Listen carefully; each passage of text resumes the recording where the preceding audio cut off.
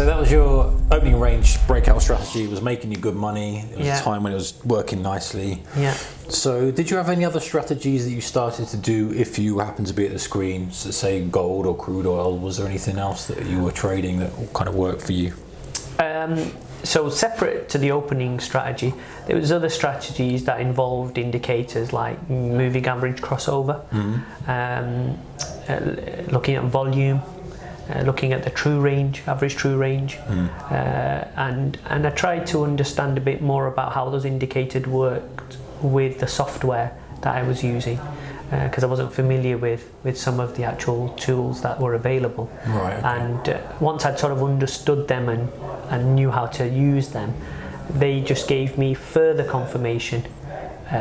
So if I was interested in getting in a trade, but then I was waiting to look at the moving average, or I needed some confirmation of volume, those extra bits just gave me that further sort of confidence that this trade could be in my favour. Right. Did you use them as well to keep you out of trades? Yeah, most definitely. Yeah. Especially like the moving average, that for sure has definitely allowed me to stay out of trades. Where I think that's actually something that a mistake a lot of people make. Is they use the indicators to get in, which is fine, there's sort of signals, but I think the biggest advantage with them is saying, listen, this indicator is telling me just don't get involved here, either long or short or both, and using it like that. So let's say volume. I mean, if volume is very, very low, you probably don't want to be trading a breakout. If it starts to pick up and get aggressive, maybe it's going to start to push up. I mean, how did you use volume when you were trading? Did you use it in conjunction with your crossovers, or did you just kind of see confirmation?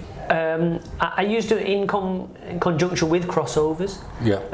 But for me, if the volume's not there, then why are you getting into a trade? You want confirmation. Again, we can't guarantee the type of outcome of the trade, but certainly, again, we want the odds in our favour. And I think the more confirmation we can get, the better. So for me, volume was a key one. If there's not volume there, then why am I getting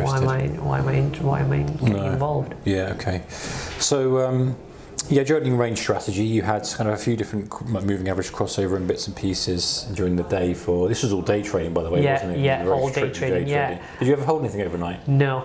I think I just wanted the peace of mind knowing the outcome of the trade. Either I've done okay or I haven't done okay, but at least I could sleep well at night and refresh, recharge the batteries, and look again, the next day, because there's trades to be done every single day. It's just cherry picking the ones we want.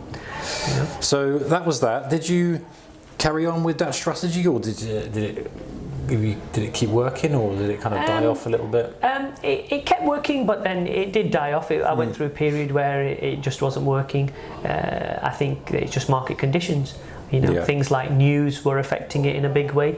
You might have done all your homework the night before, and then some last minute news comes out, and it's completely against what you've anticipated. So it went through a phase where it wasn't working.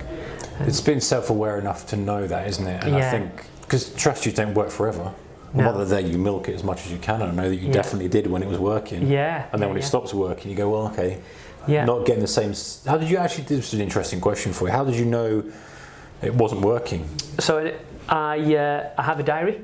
So I enter all the trades irrespective of outcome, and just analyse at the end of the week, and then a quick analysis at the end of the month.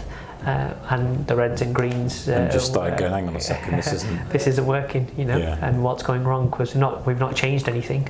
So if we haven't changed anything, then some other external influence is causing issues. So what was your first thing to do when you realised it wasn't working? What did you do then? So then what I did was I went through the strategy again and realised that actually the 12 to 20 points is not achievable anymore. However, 6 to 10 points was.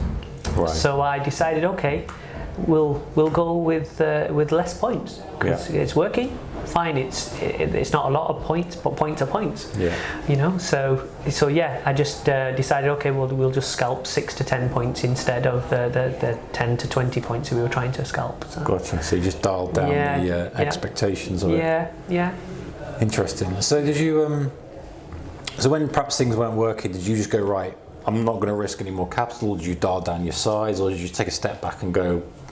I just completely dialed down the size straight away. As a rule, I just decided that 50% of the account should be just taken out and put away. And if it needs to be topped back up, we can access that other 50% whenever we need. And let's just concentrate on the 50 we've got. Gotcha. And dial down the size per point. And just like I said, we looked at smaller points, and then once I got confidence that the 6 to 10 points was achievable again, then over a period of months, then we just dialed it back up again.